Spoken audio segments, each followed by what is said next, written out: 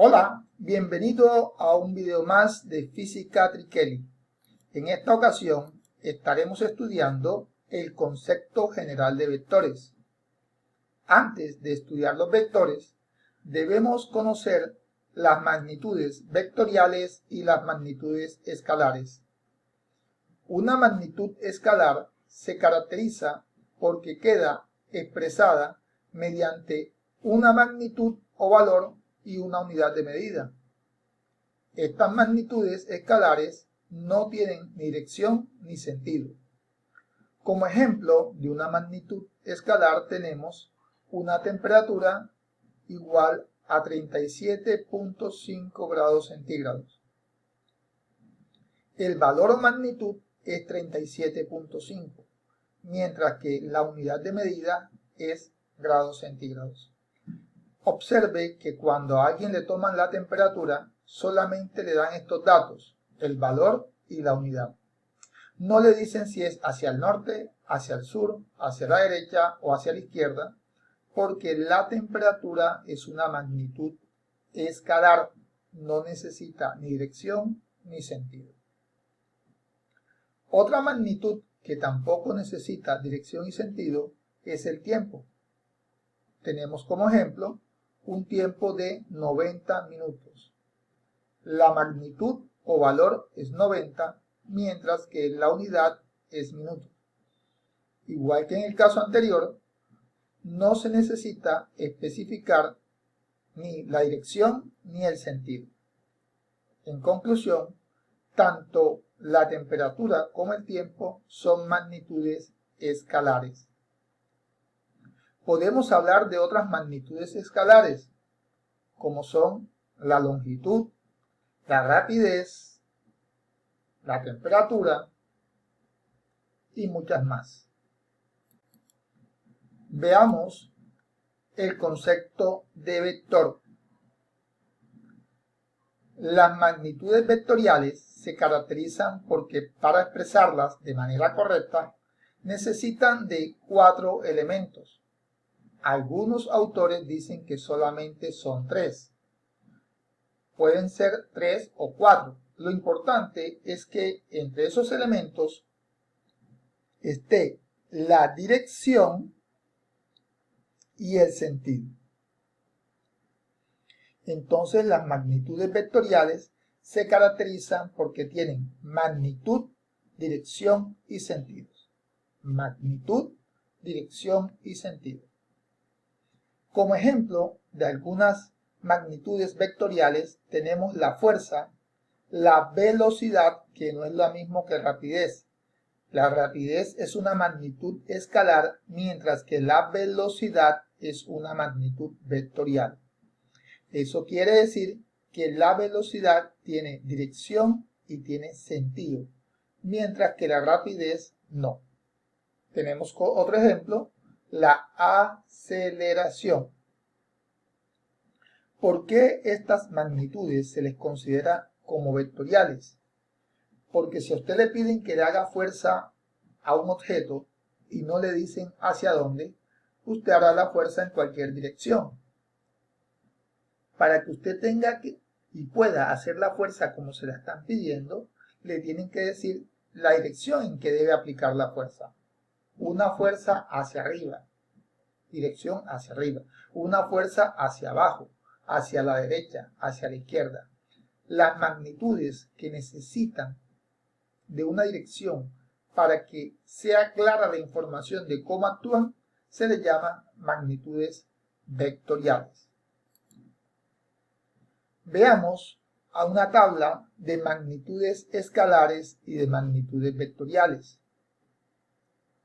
Magnitudes escalares: la longitud, el tiempo, la rapidez, la energía, el trabajo. Los símbolos los tenemos acá. Mientras que las magnitudes vectoriales son desplazamiento, se escribe delta de x. Eso si el cuerpo se está moviendo en el eje X. Pero si el cuerpo se está moviendo en el eje Y, escribimos delta de Y.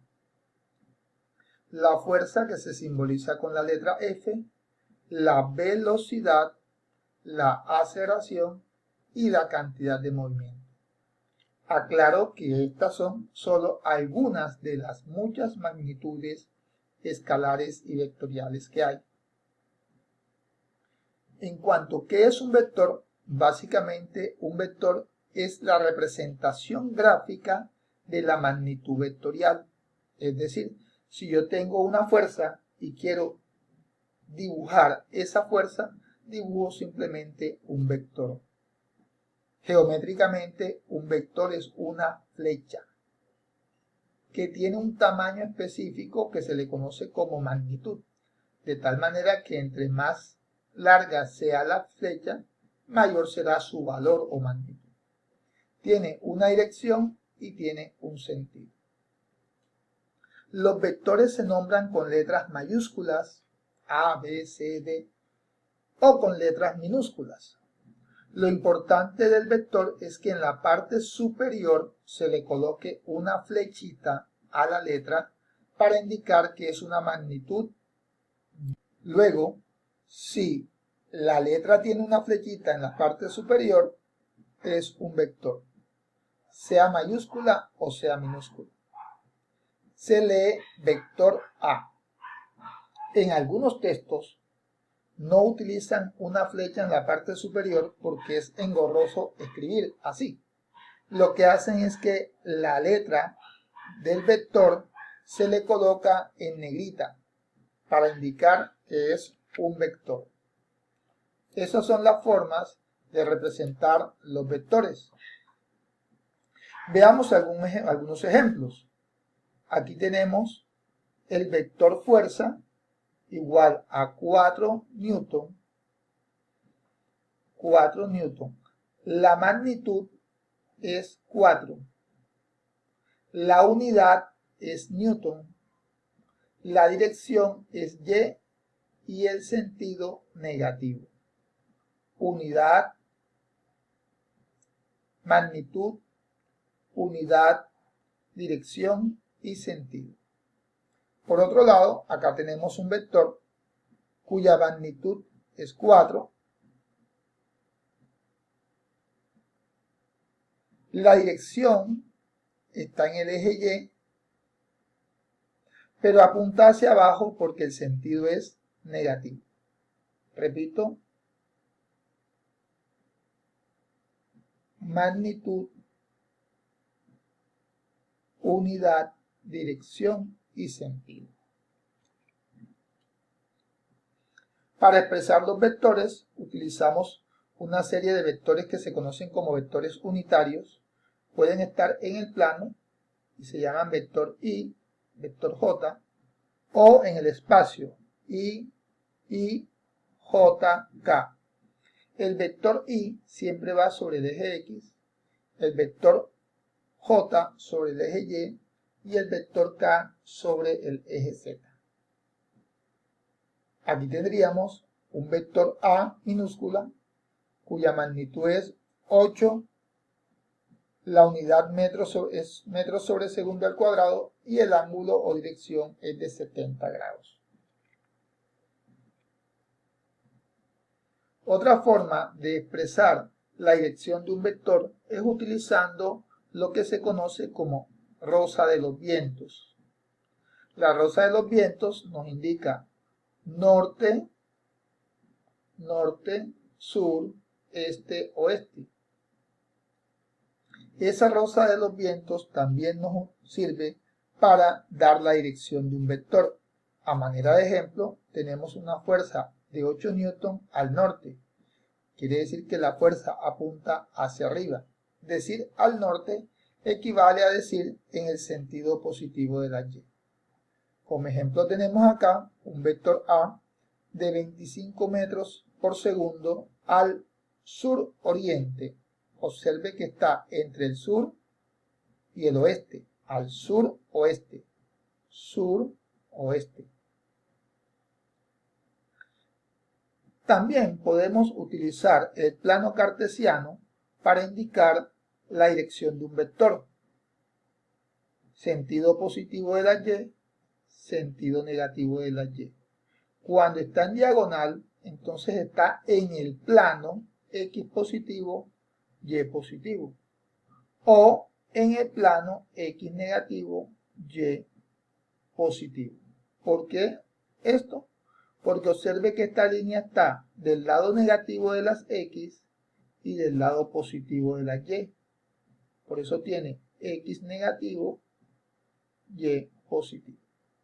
A manera de ejemplo, tenemos un vector en el plano cuya magnitud es de 74, la unidad metros sobre segundo al cuadrado, y se encuentra en el sentido de las X positivos y Y negativos. X positivo a la derecha, Y negativo hacia la izquierda, y aquí tendríamos el vector.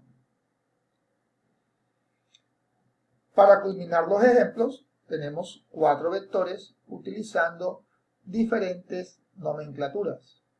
El vector P tiene vectores unitarios. 4, observa, 4, el vector Y siempre se mide en el eje X.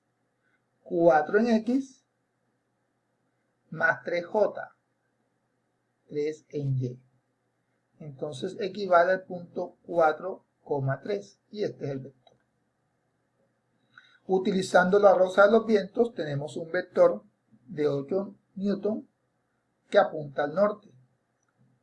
Utilizando el plano cartesiano tenemos un vector A que apunta en el plano X positivo, Y negativo. Y utilizando el ángulo sistema polar, donde se da la magnitud y la unidad, y como dirección se da un ángulo. Entonces tenemos 6 metros por segundo, dirección 135 grados.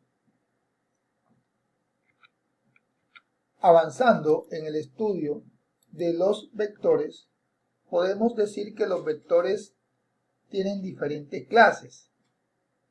La clase más conocida son los vectores iguales. Observe este vector de aquí y este vector de acá. Estos dos vectores son los mismos. Tienen la misma dirección y tienen el mismo tamaño. Entonces decimos que el vector A es igual al vector B. Vectores opuestos son dos vectores iguales pero de sentidos contrarios.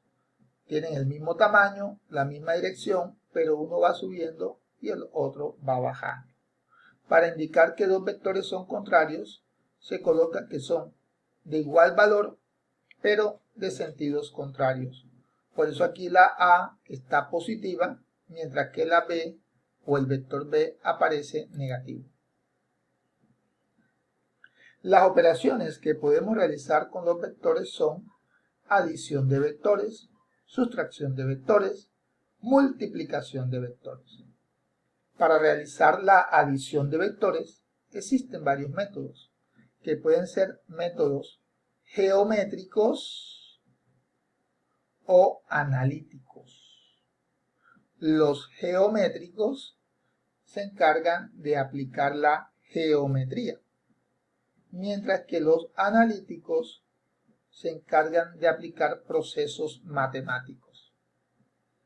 Entre los métodos geométricos, que se les llama así porque al finalizar la adición obtenemos una figura geométrica. Entre los métodos geométricos contamos con el método del triángulo, el método del paralelogramo y el método del polígono. Estos métodos son muy utilizados en física, en especial el método del paralelogramo, que estaremos analizando más adelante. En cuanto a los métodos o procesos analíticos, se tienen realizando cálculos que requieren de algunas ecuaciones. Veamos el método del triángulo. Básicamente, el método del triángulo consiste en tomar un primer vector y dibujarlo. Donde termine el primer vector, le dibujamos el segundo. De tal manera que los vectores van cabeza del primero, cola del segundo. El vector suma o resultante es un vector que va desde el inicio del primero, es decir, desde la cola del primero, hasta el final del segundo. Entonces, en la gráfica de acá tenemos que el vector resultante o vector suma es este, va desde la cola del primero hasta la cabeza del segundo.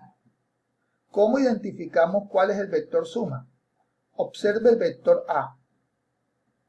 Va cabeza de A, cola de B. En cambio, el vector resultante o vector suma es el único que queda cola con cola y cabeza con cabeza. Los demás van cabeza con cola. Repito, para identificar el vector suma o vector resultante en el método del triángulo, simplemente debes ubicar el vector que queda unido cola con cola, cabeza con cabeza. Otra operación importante entre vectores es la suma de vectores por el método del paralelogramo. Consiste en dibujar los vectores que vamos a sumar de tal manera que queden cola con cola. Luego, se trazan líneas paralelas a cada vector. Esta línea de aquí es paralela al vector B1, mientras que esta línea de acá es paralela al vector B2. ¿Por qué se le llama método del paralelogramo? Porque la figura geométrica que se obtiene es de lados paralelos. Este con este y este de acá arriba con este de acá abajo. Entonces se obtiene una figura de 4 lados paralelos. Así que de allí viene su nombre. ¿Cuál es la suma o vector resultante de los dos vectores? La diagonal del paralelogramo que sale de la cola de los dos vectores. O sea que en este proceso de sumar el vector 2 y el vector 1, yo tengo como vector suma un vector que sale de la cola de los dos vectores hasta el extremo del paralelogramo. A manera de ejemplo, acá tenemos dos vectores, un vector Q, un vector P. Se han trazado las líneas paralelas. Esta línea es paralela a Q, mientras que la línea de acá, que estamos señalando aquí, es paralela a P. El vector suma es la diagonal del paralelogramo que sale de la cola de los dos vectores. A nivel analítico, es bueno que todo estudiante de física conozca las que se llaman componentes rectangulares de un vector. Un vector en el plano puede descomponerse en dos partes, una parte sobre el eje X y una parte sobre el eje Y. La parte que va sobre el eje X se le llama componente en X, mientras que la parte que va sobre el eje Y se le llama componente en Y.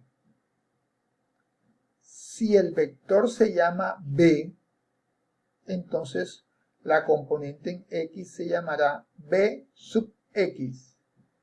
Y si el vector se llama B, la componente en el eje Y se llamará B sub Y. Por ejemplo, si en este ejemplo de aquí el vector no se llamara A, no se llamará B, sino A, entonces tendríamos acá vector A y este se llamaría A sub X y este de acá se llamaría A sub Y. Estas líneas que están acá sobre los ejes se les conoce como componentes rectangulares de un vector. ¿Y por qué se le llama rectangulares? Porque ellas dos forman un ángulo recto, es decir, la componente en X y la componente en Y siempre deben formar un ángulo recto. Las componentes de un vector se pueden hallar aplicando las siguientes ecuaciones. Como el vector se llama A, la componente en el eje X se llamará A sub X y se obtiene multiplicando A por el coseno del ángulo θ. Mientras que la componente en el eje Y se llamará A sub Y y se obtiene multiplicando el valor del vector A por el seno del ángulo θ. Entonces tenemos que A sub X es igual a por coseno de θ y A sub Y es igual a por seno de θ. Acá tenemos componente en el eje Y, componente en el eje X y el vector que da origen a ellas. Culminamos la explicación haciendo un pequeño ejemplo. Tenemos un vector que llamaremos vector A, B, C, cualquier nombre le podemos dar, cuya magnitud es de 15.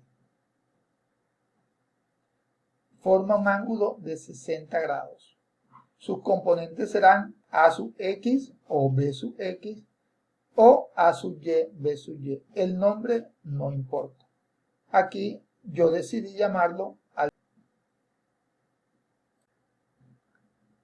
las componentes son A sub X y A sub Y, porque el vector se llama A. Pero si el vector se llamara B, entonces las componentes serían B sub X y B sub Y. Al calcular las componentes tendríamos que A sub X es igual a por coseno de θ.